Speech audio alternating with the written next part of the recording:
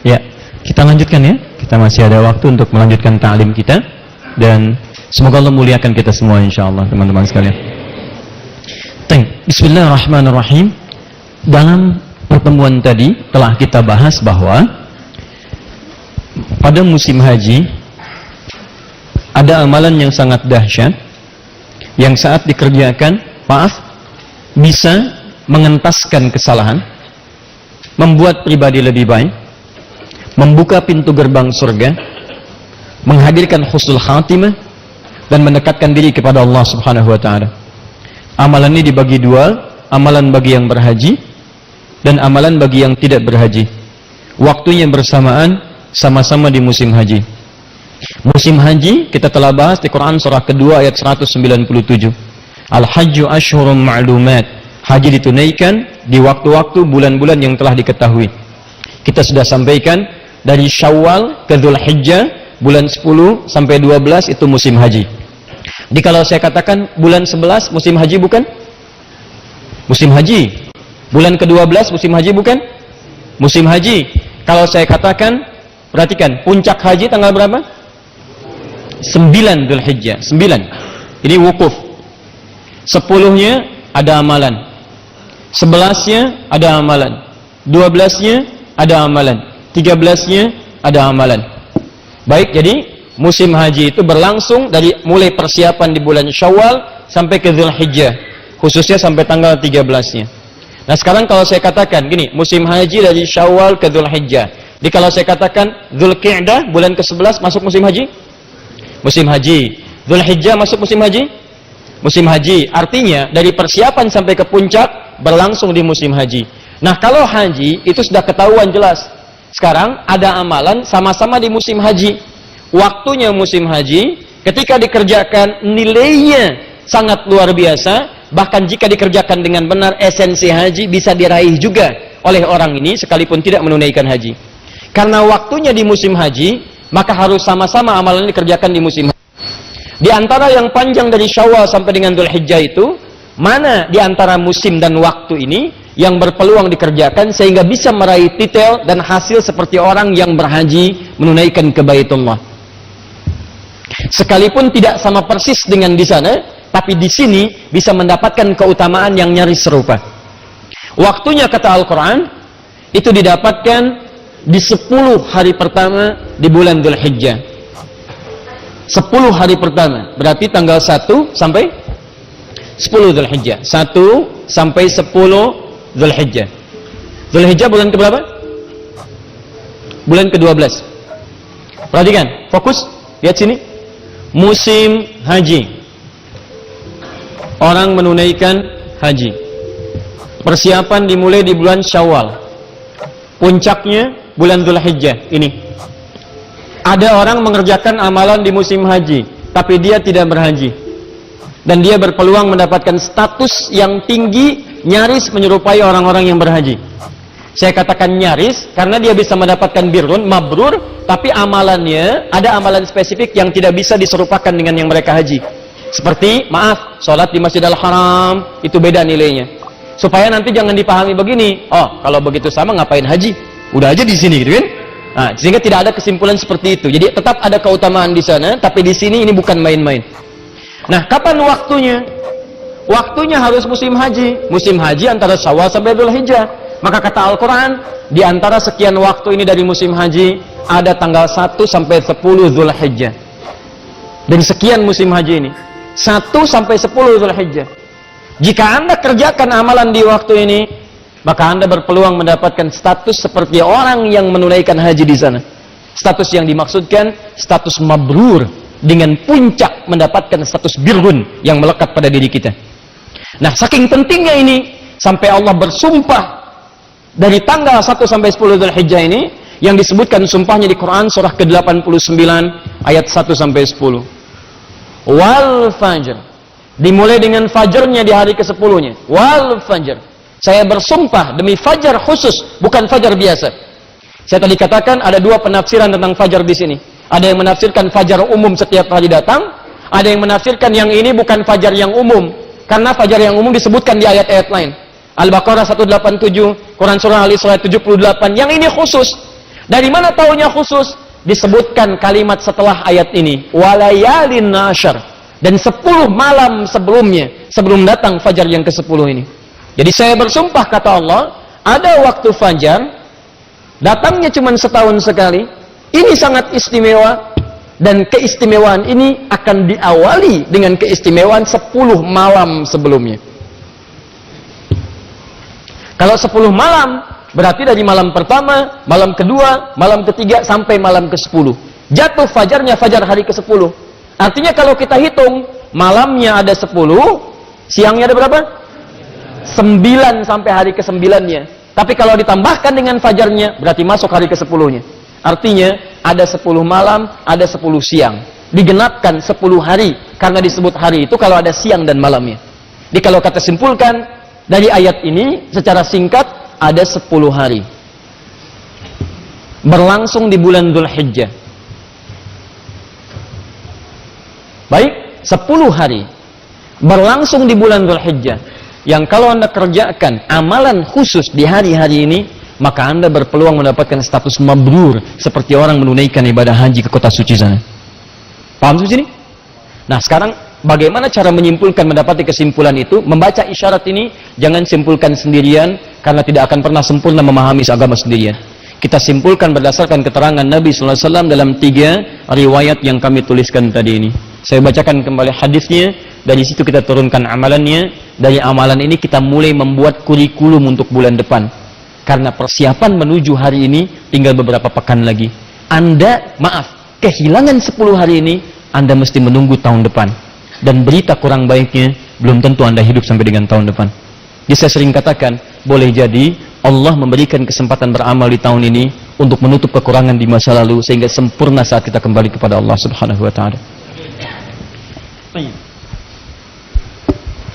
Qala haddatsana, telah menyampaikan kepada kami, kata Imam Al-Bukhari. Kemudian langsung masuk ke rawi terakhir, an Ibnu Abbas radhiyallahu taala anhuma qala, hadis riwayat sahabat Ibnu Abbas, semoga Allah meridai kepada beliau dan kedua orang tuanya. Beliau menyampaikan, qala Rasulullah sallallahu alaihi wasallam, Rasulullah sallallahu alaihi wasallam sekali pernah bersabda, ma min ayyamin, tidak akan pernah Anda dapati bilangan hari dalam setahun. Di setahun, hitungan 365 hari itu kurang lebih, Anda nggak akan pernah dapati, kecuali di hari-hari khusus. Nggak semua hari 365 hari ini.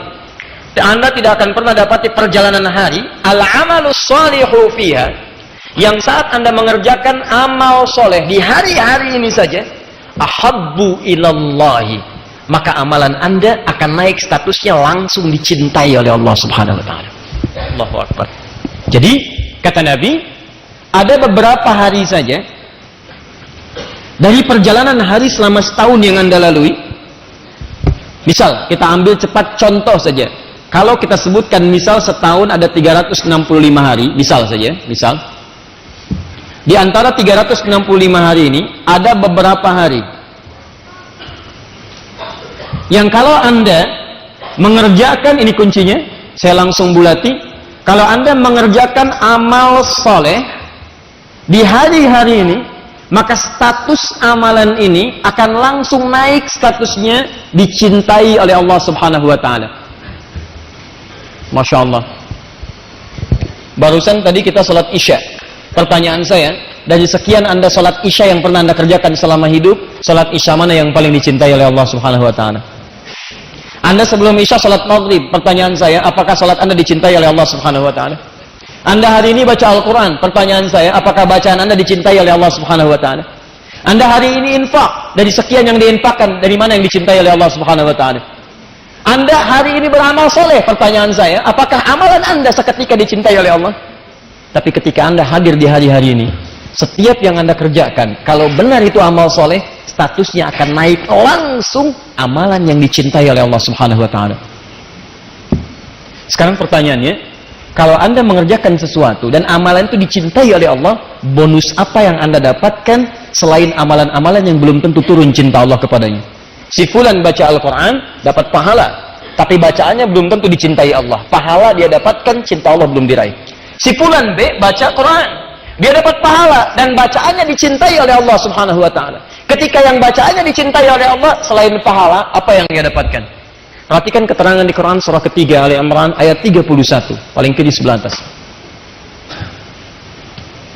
Qul in kuntum tuhibbunallaha fattabi'uni. Katakan Muhammad, kalau kalian serius mencintai aku, kata Allah, maka buktikan cintamu itu dengan mengikuti petunjuk Nabi Muhammad SAW.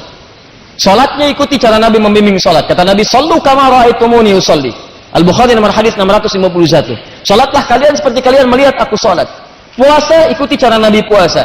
Makan, ikuti cara Nabi makan, dan seterusnya. Begitu kita ikuti dari bangun tidur sampai dengan tidur kembali, sampai dirangkum oleh Imam Al-Bukhari dalam kitab Sahih Al-Bukharinya, sampai beliau beri nama kitab Sahihnya bukan sekedar kitab.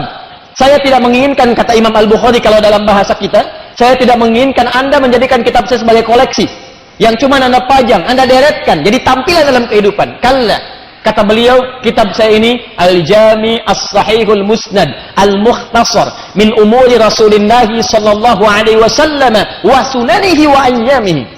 Ini kitab berisi petunjuk kehidupan. Isinya sahih, bersumber dari Nabi SAW, bukan karya saya, bukan karangan saya. Langsung ke tujuan, tidak bertele-tele. Apa isinya? Semua aktivitas Nabi SAW, sunnah-sunnahnya, dan keseharian dalam 24 jamnya. Saking pahamnya beliau dengan ayat tadi, saking inginnya memberikan petunjuk kepada kita untuk mengikuti tuntunan Nabi, maka beliau merumuskan semua tuntunan Nabi yang beliau bisa dapatkan, dituliskan dalam bentuk kitab. Tulis, dibagi 97 pembahasan. Orang baca Al-Bukhari, umumnya cuma dibaca hadis Nabi, padahal beliau membuat bab petunjuk kehidupan. Kitabul Iman, berisi 57 hadis. Nih, bab tentang iman. Siapa yang imannya ingin naik, supaya nggak turun-turun. Kadang ada orang yang imannya naik, semangat ke masjid. Imannya turun, malas ke masjid. Sekarang bagaimana caranya naik, gak turun-turun? Baca kitab saya, Kitabul Iman. 57 petunjuk dari Nabi. Kitabul Ilmi, bab tentang mencari pengetahuan. Bagaimana supaya cepat paham. Ingatannya kuat, langsung mendapat keberkahan dari ilmunya. Ada orang belajar, maaf pintar, tapi ilmunya gak berkah. Ilmunya hanya digunakan untuk menghasilkan mafsadat dalam kehidupan. Ada yang ilmu dunia, cuma menghancurkan kehidupan orang lain. Ada yang ilmu agama cuma dipakai untuk mencari kehidupan dunia. Yang ini tidak. Bahkan hebatnya, ada petunjuk bisnis Kitabut Tijarah, ada petunjuk menata pemerintahan Kitabul Imarah, dan seterusnya, dan seterusnya, dan seterusnya. Ikuti Nabi. Maka ketika Anda ikuti, yuhibbukumullah, Anda berpeluang mendapatkan cinta Allah Subhanahu wa Ta'ala. Lihat sini, saya buat persamaan. Untuk mendapatkan cinta Allah, kata Al-Quran, ikuti Nabi. Kata Nabi, lihat sini, dari sekian yang banyak yang diikuti itu, saya berikan amalan yang singkat. Ketika Anda kerjakan di waktu-waktu ini, Anda langsung berpeluang mendapatkan cinta Allah. Lewat hadis tadi. Perhatikan hadisnya. Cuma ada beberapa hari Anda kerjakan amalan ini. Anda mungkin banyak mengikuti saya dari bangun tidur, tidur lagi. Bangun tidur, sampai tidur lagi. Setiap hari, 365 hari. Kalau mau singkat, padat, Anda gunakan cara yang cerdas. Cari beberapa hari ini, Anda kerjakan amalan di situ, seketika cinta Allah Anda dapatkan. Ketika Anda dapatkan ini, maka bonusnya, teruskan ayatnya. Wa yaghfir lakum dzunubakum. Ketika Anda kerjakan amalan itu, cinta Allah diraih, maka seketika Allah akan mengampuni semua dosa-dosa Anda. Semua dosa diampuni. Ini bonusnya. Orang yang dicintai oleh Allah, maka seketika hal pertama yang ia dapatkan bukan sekedar pahala, tapi Allah akan mengampuni semua dosa-dosanya. Dan itu nanti ada ukurannya, awas, hati-hati. Jangan Anda simpulkan bahwa saya mengerjakan amalan di hari-hari ini, seketika cinta Allah datang. Tidak. Nanti akan ada ukuran-ukurannya. Dari mana Anda tahu ketika mengerjakan cinta Allah lahir didapatkan oleh Anda? Nanti kita akan bahas itu semua. Tapi saya ingin pahamkan dulu, dari 365 hari, ada beberapa hari yang kalau Anda mengerjakan amal soleh, Anda mendapatkan cinta Allah. Kalau Anda ingin mendapatkan cinta Allah, ikuti Nabi. Kata Nabi, ada beberapa hari. Kerjakan ini, maka Anda mendapatkan cinta Allah. Apa bonusnya? Semua dosa Anda akan diampuni. Siapa yang tidak punya dosa boleh angkat tangan? Saya pulang. Dosanya sedikit? Agak banyak? Banyak? Masya Allah, saking banyak nggak bisa ngangkat. Siapa yang mau masuk surga angkat tangan? Masya Allah, luar biasa. Ngaku banyak dosa, pengen ke surga. Nabi Adam dosa dikit keluar dari surga, gitu kan? Dan itu hikmah, pernah saya bahas, jadi tidak perlu berpanjang lebar. Kemudian itu hikmahnya supaya diberikan petunjuk pada anak cucunya supaya kembali kepada Allah. Nah, ini ada peluang. Jadi maksud saya gini, kalau Anda mengakui banyak dosa, lantas Allah berikan kesempatan untuk menggugurkan dosa, tapi Anda tidak mau ambil juga, berarti yang salah bukan Allah. Anda sendiri yang menjerumuskan diri masuk dalam kubangan dosa. Jadi benar kata Nabi, semua umat Islam, umatku kata Nabi akan masuk surga. Akan masuk. Jadi kalau ada yang tidak masuk, bukan Nabi yang salah, bukan Allah yang keliru, orangnya sendiri yang nggak mau. Illa man aba. Kamu mau masuk surga, nih saya ampuni dosa, waktunya di hari ini, Anda nggak datang. Yang salah bukan Allah, Anda sendiri. Bahkan amalnya dihadirkan dalam kehidupan kita, tapi tidak dikerjakan. Itu yang fatal. Nah sekarang kita cepat, ya Allah, kami ingin dapatkan amalan ini. Apa yang dimaksud beberapa hari ini? Teruskan hadisnya. Min hadhil ayyamil ashri, yaitu 10 hari pertama di bulan Dzulhijjah. Hadis ini yang tadi dituliskan Al-Bukhari nomor hadis 969, At-Tirmidzi nomor hadis 757, Abu Dawud nomor hadis 2538. Itu adalah tafsir dari Quran surah 89 ayat 1 sampai 10. Min hadhil ayyamil ashri, yaitu yang dimaksud 10 hari pertama di bulan Dzulhijjah. Ini. Baik, belum selesai hadisnya. Qalu, para sahabat kemudian bertanya pada Nabi sallallahu alaihi wasallam, "Ya Rasulullah, walal jihadu fi sabilillah?" Ya Rasulullah, bagaimana status dengan jihad fi sabilillah? Apakah bisa menandingi keutamaan amalan di 10 hari pertama Dzulhijjah ini? Nah, ini pintarnya para sahabat, Masya Allah. Sebagian mereka membaca, ini amalan mendapatkan ampunan dosa, status tinggi. Tapi ada amalan lain, jihad fi sabilillah, tinggi juga. Nah, dua-duanya yang tinggi ini kalau dibandingkan, mana yang paling tinggi? Mana yang paling utama? Nah, ini dari sini ada tasjih nanti, penyemangat pada kita. Di saking dibandingkannya, kita tahu mana yang paling tinggi, itu dorongan paling kuat untuk mengerjakannya. Kata Nabi, walal jihadu fi sabilillah. Bahkan jihad fi sabilillah yang standar pun tidak akan mampu menyaingi keutamaan amalan di malam ini, di hari-hari ini. Jadi kalau Anda, satu, mengerjakan amalan ini, kata para ulama hadis, pertama mendapatkan bonus tadi, cinta dari Allah yang menggugurkan semua dosa. Yang kedua, status amalan Anda naik, pahalanya bukan sekedar pahala biasa, tapi pahala di atas jihad fi sabilillah. Anda baca Al-Quran satu hurufnya berapa? 10, normal. At-Tirmidzi nomor hadis 2910. Man qara'a harfan min kitabillah falahu asyru hasanat. Anda baca di 10 hari ini, bukan cuma 10, di atas fi sabilillah. Orang jihad fisabilillah dapatnya surga kalau benar dengan jihadnya. Anda berjihad dengan amal soleh di hari-hari ini, wafat Anda statusnya fisabilillah.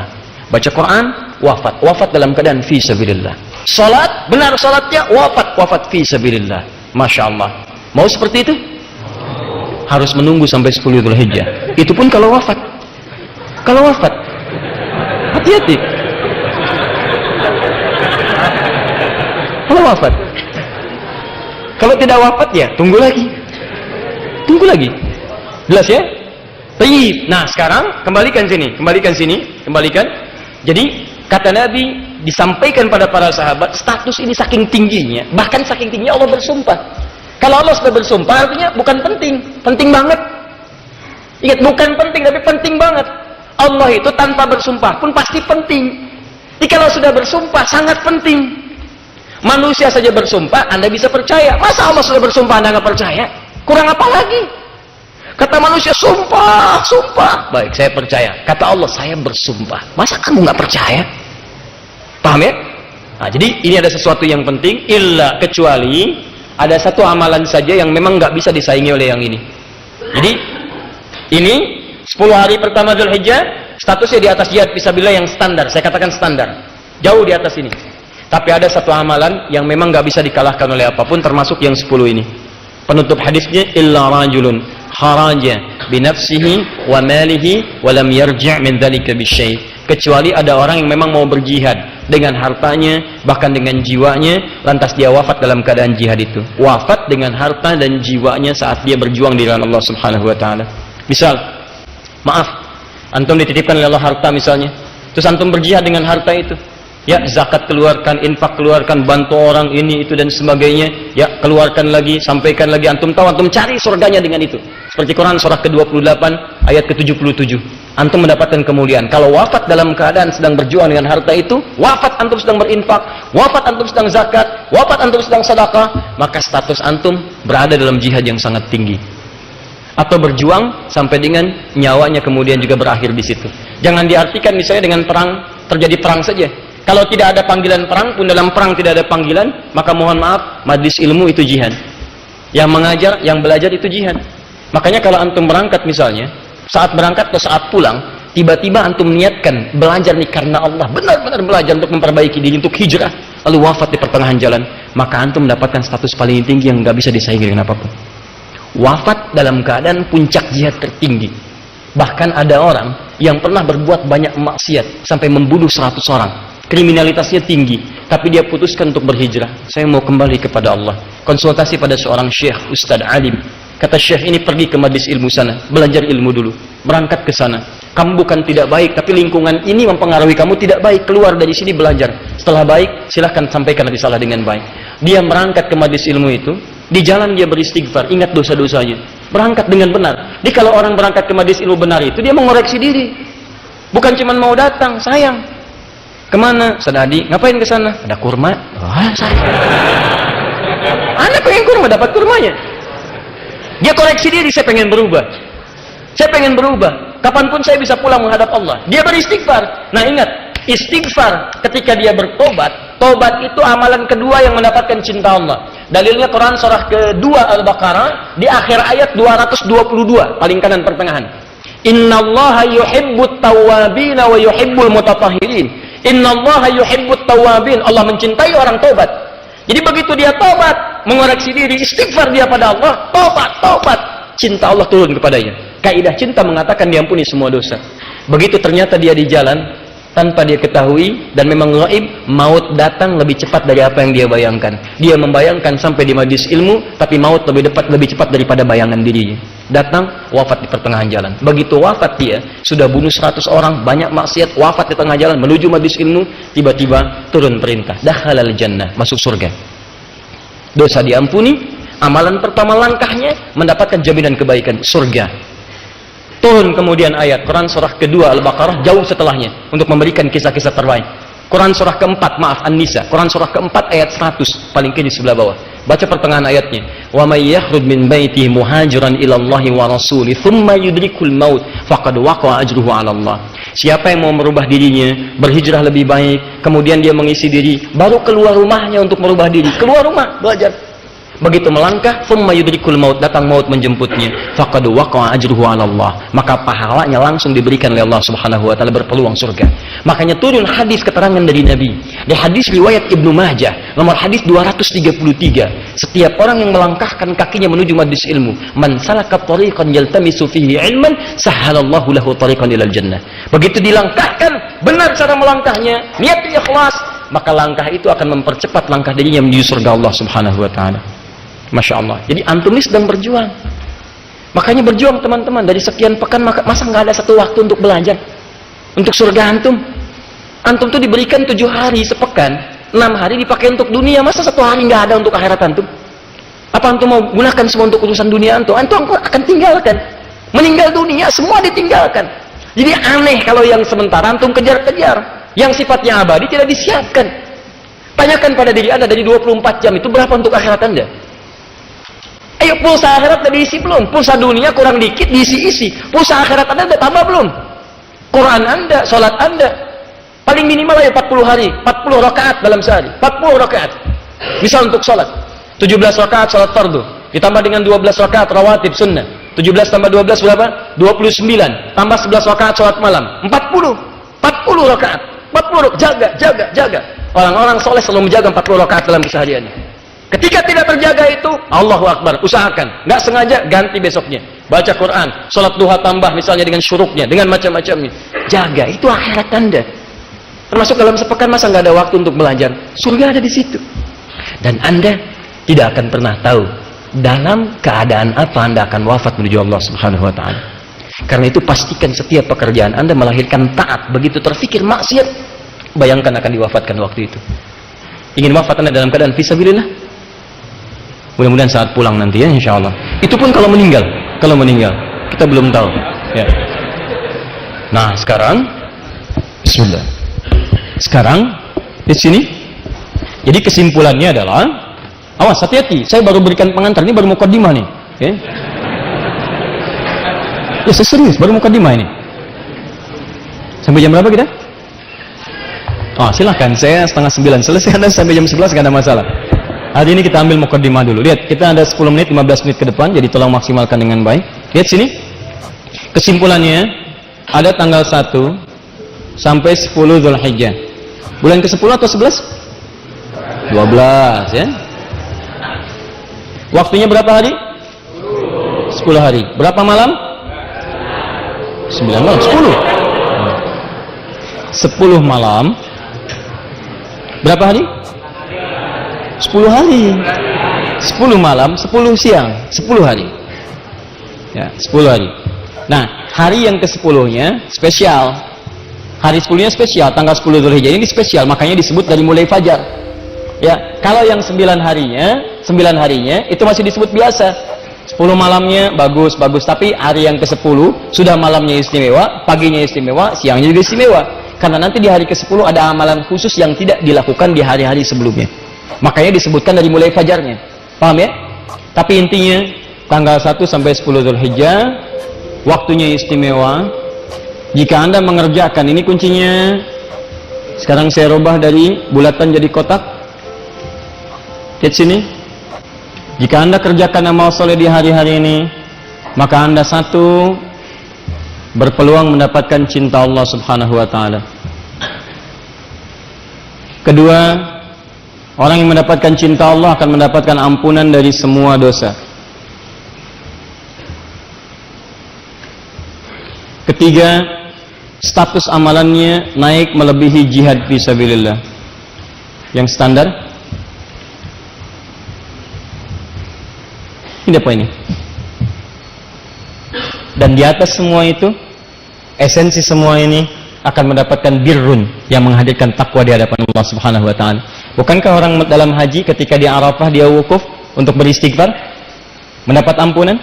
Lalu dia melontar jumrah untuk diampuni dosa-dosanya? Bukankah ini ada di sini? Bukankah orang haji mendapatkan cinta Allah? Ada di sini. Bukankah amalannya menghadirkan surga dan dia berjuang fisabilillah? Bukankah ada di sini? Nanti kita akan lihat. Ketika Anda benar mengajarkan ini, ada satu hal yang sangat dahsyat akan terjadi dalam kehidupan kita. Nah, teman-teman sekalian, status ini semua berada di musim haji, tanggalnya spesifik, tapi pertanyaannya, apa Ustaz amalannya untuk mengerjakan ini? Kata Nabi, kerjakan amal soleh. Hanya pertanyaannya, amal soleh apa yang dimaksudkan di 10 hari ini, yang coba kita buka secara umum sekarang, supaya bersiap-siap membuat kurikulum amal soleh ketika masuk di tanggal 1 sampai 10 ini. Nah, pada malam hari ini, karena kita masih mukaddimah untuk pembukaan, malam ini saya akan menurunkan amal-amalnya saja. Nanti di pertemuan berikutnya kita akan rinci semua amalan itu beserta dalil-dalil keseluruhannya. Paham sampai sini? Sepakat insyaallah? Wah, alhamdulillah. Tinggal sepakat aja ya. Saya yang terangkan, yang nulis, yang ngapus, Masya Allah. Anda tinggal datang, dapat kurma, dapat umroh, dapat macam-macam. Luar biasa. Sudahlah. Fokus, siap? Baik. 1. Di sini. Saya beri rumus cepat ya. Tolong rumus ini dipakai. Kalau sedang baca Quran, pakai rumusnya.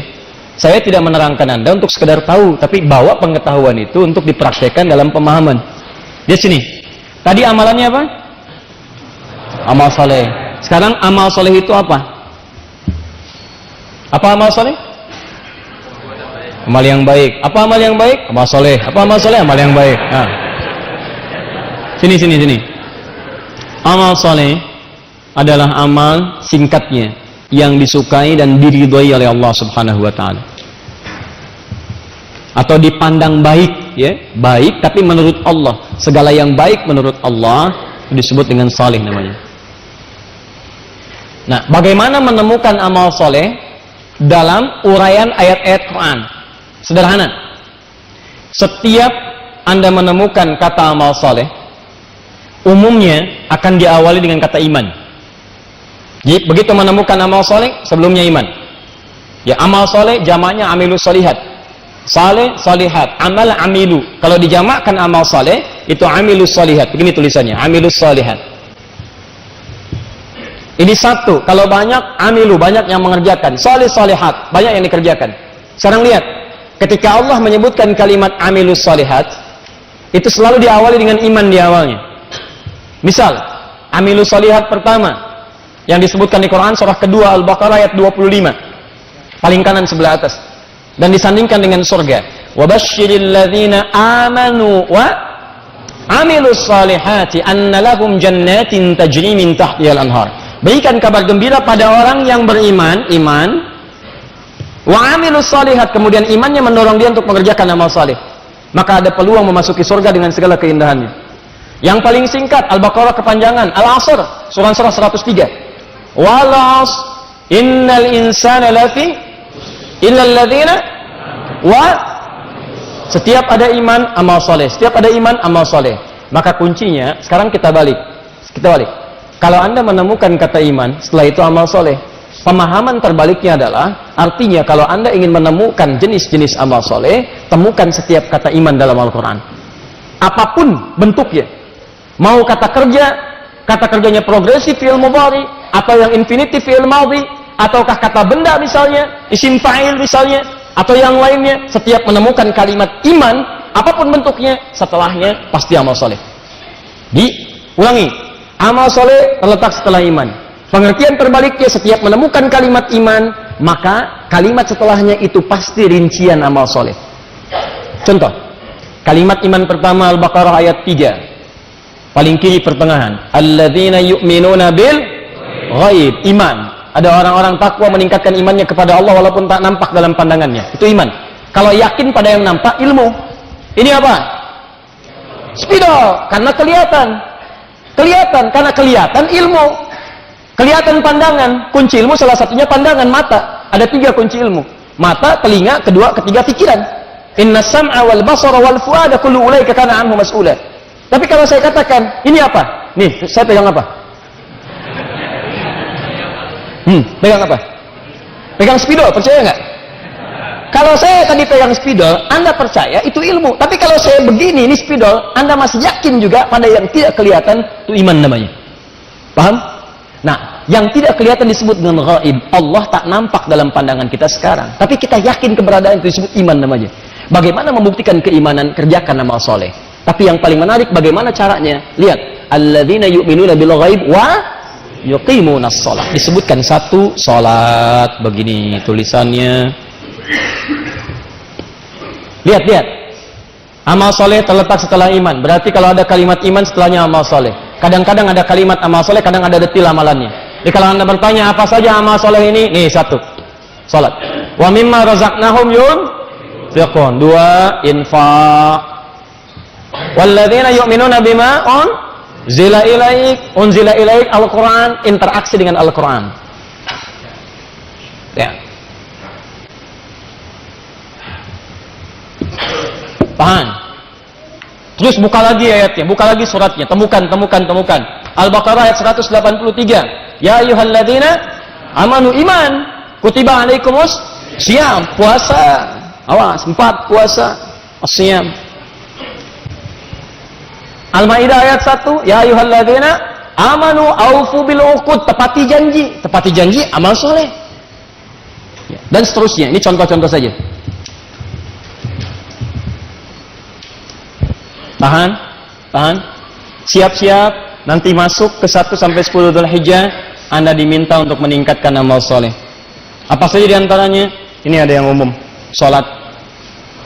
Tahan, fokus sebentar. Kenapa sholatnya diungkapkan dengan seperti ini? Karena nanti ada kalimat sholat yang alif, lam, sod, lam, alif, ta marbutah. Ada alif, lam, sod, lam, wawu, alif, ta maftuhah. Ya rahmakallah. Tapi yang ini, alif, lam, sod, lam, atasnya fathah tegak, wawu, ta marbutah. Kenapa pakai yang ini? Kedua, infak. Kepada siapa infak harus kita berikan? Kalau sudah ada infak, berarti harus ada siap-siap yang diinfakkan. Kenapa kita bahas sekarang? Mumpung ada jeda 3 pekan ke depan, siap-siap nyari sesuatu untuk diinfakkan. Ya, kan sekarang kata Allah, ayo infak. Kalau Anda nggak punya yang diinfakkan, apa yang mau diinfakkan? Makanya mumpung masih jauh, kita siapkan. Peluangnya banyak. Ada bentuknya kotak, jalan tuh kotak. Itu bukan mobil-mobilan tuh. Jalan tuh kesini lagi. Bukan, itu kotak infak. Makanya ditulisin kotak infak. Tuh ada infak. Tapi apakah infak harus selalu masuk kotak? Tidak. Nanti ada yang lain-lain. Apa saja itu semua kita akan bahas. Apa saja salat yang dimaksudkan kita akan bahas. Maksud saya, ketika tiba pada waktunya, kita akan punya apa yang diinfakkan dan kita maksimalkan apa yang dituliskan. Quran, apa saja supaya bisa bikin kurikulum dari sekarang. Ya, apakah bacaannya, apakah tilawahnya, atau hafalannya. Jadi begitu Anda punya siap-siap sekarang, tanggal 1 sudah dimulai. 1 sampai 10, saya harus khatam Quran. 30 juz, bagi 10, 3 juz dalam sehari. 3 juz dibagi 5 waktu sholat. Bagi 5 waktu sholat supaya memudahkan. Sebelum sholat subuh, sekian ayat. Setelah sholat subuh, sekian ayat, supaya ringan. Begitu selesai 10 hari, khatam Quran dalam 30 juz. 10 hari, saya harus hafal 10 surat. Masya Allah. Suratnya dimulai dari belakang aja. Saya kira nggak apa-apa. 1, 2, 3 sampai dengan An-Nas. Nggak ada masalah daripada nggak sama sekali. Ya. Memahami ayat. Ayo, setiap hari saya harus paham. Juz amma nggak ada masalah. Hari pertama saya baca juz amma.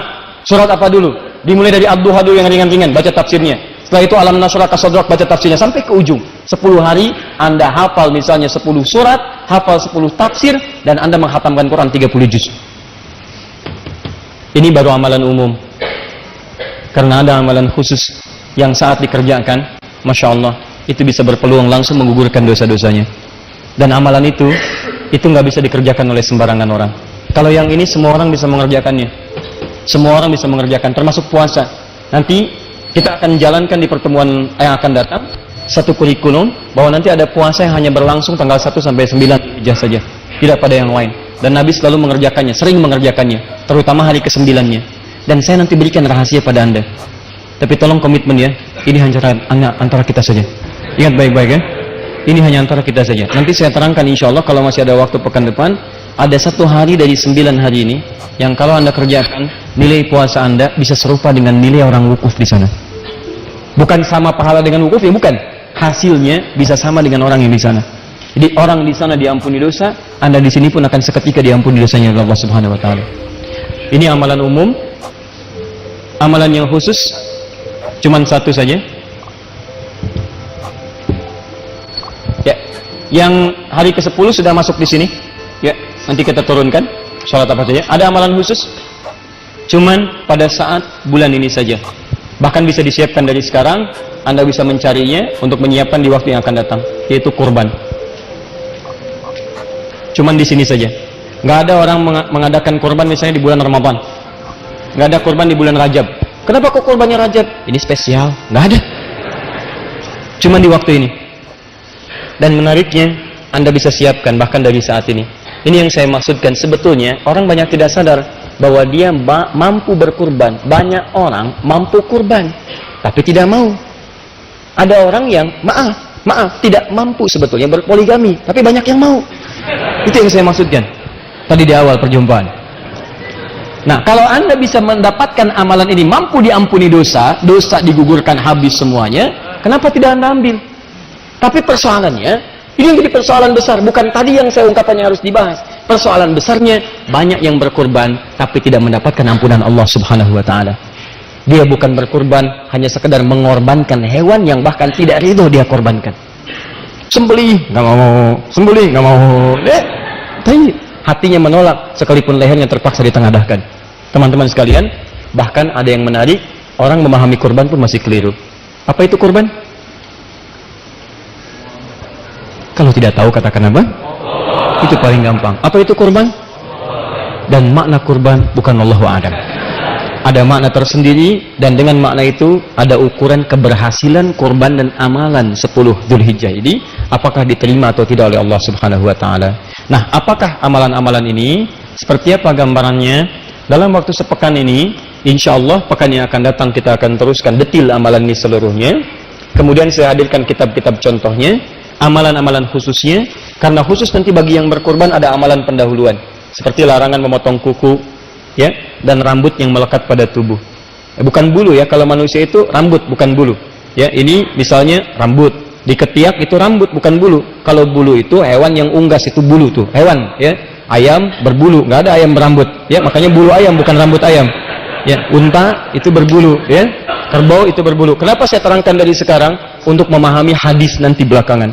Karena nanti ada yang keliru memahami hadis itu, dimaksudkan yang dimaksud adalah jangan cabutin bulu hewan, dan nggak ada kerjaan nyabutin bulu hewan, ya. Nanti kita akan lihat.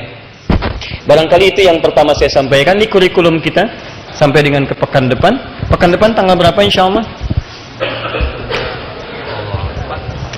Insya Allah kita masih punya 2 pertemuan sebelum barangkali kalau Allah berkenan dan ridha kami akan berangkat ke Tanah Suci. Kita akan ada 2 pertemuan lagi. Pertemuan ini kita akan tuntaskan semua ini bersama dengan kitabnya. Saya akan bawakan barangkali Sahih Muslim di pertemuan yang akan datang. Kemudian yang kedua, Insya Allah untuk pekan depan kami akan coba ringkaskan ini dalam bentuk tabel amalan. Tabel ini akan difotokopi. Pekan depan akan dibagikan fotokopinya. Kalau terbatas akan diupload di akhir media. Anda bisa ambil itu sebagai panduan amalan ketika masuk tanggal 1 sampai 10. Misal sholat, nanti kami akan turunkan sholat apa saja yang bisa dikerjakan. Nanti begitu masuk tanggal 1 sampai 10, Anda tinggal keluarkan. Sholat ini waktunya jam berapa? Kerjakan checklist, ini checklist. Kenapa penting ada itu? Untuk mengukur di hari berikutnya. Kalau hari kedua nggak dikerjakan, tanda tanya kenapa. Paham ya? Sampai dengan selesai. Insya Allah, tolong doakan dan tolong ingatkan pada staf kami supaya nanti persiapan sebelumnya sudah siap dan bisa dibagikan insya Allah. Paham sampai sini? Siap insya Allah berubah? Siap berhijrah insya Allah? Siap bertakbir insya Allah? Takbir. Baik, teman-teman, mohon izin menyampaikan informasi sebelum kita akhiri pertemuan malam ini. Yang pertama, kita bersyukur pada Allah diberikan kesempatan untuk hidup hari ini. Dimohon berkenan kalau saya menutup pertemuan kita dengan informasi pertama bahwa tolong isi hidup kita dengan yang lebih bermanfaat. Dan awali dengan saling mendoakan. Saya pun sama, saya butuh doa dari Anda semua supaya bisa istiqamah menjaga nilai-nilai kebaikan. Dan Anda jangan bosan kalau ada yang kurang tepat, Anda boleh ingatkan supaya kita perbaiki. Tapi tolong ditanyakan terlebih dahulu supaya tidak salah paham dalam hal-hal yang mungkin Anda ingin sampaikan. Yang kedua, insya Allah besok bagi yang akan mengikuti dan sesuai dengan persyaratan, dan tadi kami melihat beberapa sudah hadir di Bekasi, di sekitaran tempat kami ini, bahkan dari yang jauh-jauh, untuk mengikuti tes besok yang insya Allah akan kami buka untuk tes penerimaan beasiswa ke Akademi Imam Malik di Istanbul. Yang sudah nanti hadir atau bersiap untuk besok, waktunya ingat betul, itu jam 1 sampai dengan jam 3. Jadi ba'da Jumat jam 1 sampai jam 3 berkumpul di masjid ini. Ya, besok nanti saya akan berikan kejutan. Dan besok itu insya Allah ketika tes nanti akan dimulai, kami akan berikan pilihan karena insya Allah dan alhamdulillah wa syukrulillah kami mendapatkan informasi dari kolega-kolega di Timur Tengah dan yang lainnya. Mereka pun akan memberikan beasiswa, bahkan mereka berkenan ber-MOU dengan kami dan diberikan nanti kesempatan untuk merekomendasikan siswa-siswa untuk belajar di sana. Jadi nanti mudah-mudahan besok kita berikan kejutan kepada yang ikut tes itu nanti, bukan hanya satu kampus, nanti ada beberapa kampus yang bisa dipilih. Jadi kalau nggak masuk kualifikasi satu kampus, mungkin bisa masuk kampus yang lainnya, yang mudah-mudahan berjuang dalam kebaikan insya Allah. Kalau Anda memenuhi syaratnya, silakan bisa diikuti, dan mudah-mudahan ada manfaat di dalamnya. 3, bagi yang sudah mendaftar di program Syiar Al-Quran, dengan 3 turunan programnya, Anda menunggu sampai ke pekan depan. Sekarang sedang diverifikasi seluruhnya. Hasil verifikasi itu ada penempatan kelas. Nanti Anda akan diinfokan sesuai dengan formulir yang masuk kepada kami. Info itu akan masuk kepada teman-teman sekalian. 1, bersamaan dengan penempatan kelasnya di kelas mana.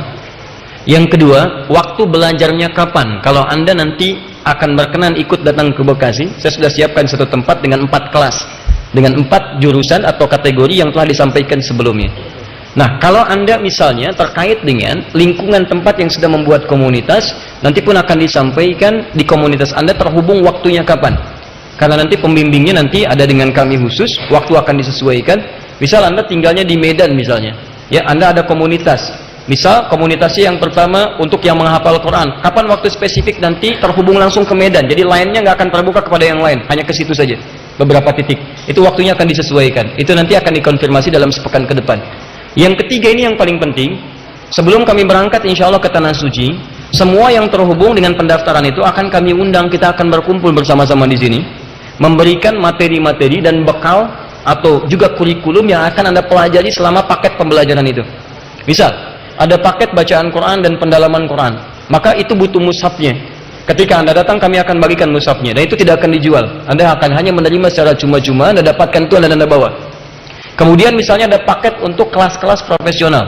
Ada kalangan yang pengusaha, ada dokter, ada ibu rumah tangga, ya dan seterusnya.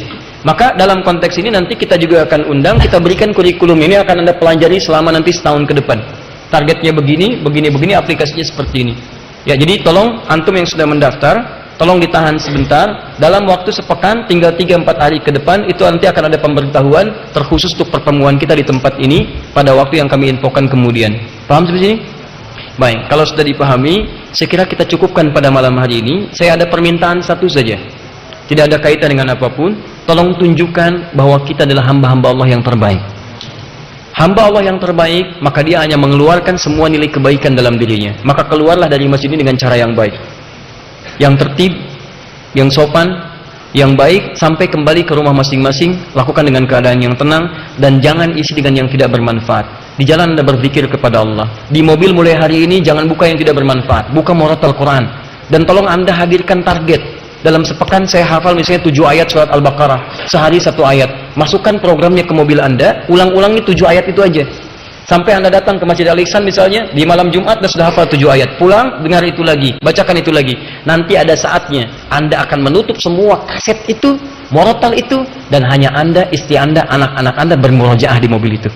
Begitu Anda katakan Alif Lam Mim, istri Anda mengatakan dzalikal kitabul la raiba fihi hudal lil muttaqin. Anak Anda mengatakan alladzina yu'minuna bil ghaib, dan seterusnya. Dan itulah keindahan hakiki yang Anda rasakan sampai tak terasa bahwa ketentraman hidup dalam jiwa Anda. Subhanakallahumma wa bihamdika asyhadu an la ilaha illa anta astaghfiruka wa atubu ilaik. Wa akhiru da'wana alhamdulillahi rabbil alamin. Wal 'afwu minkum. Assalamualaikum warahmatullahi wabarakatuh.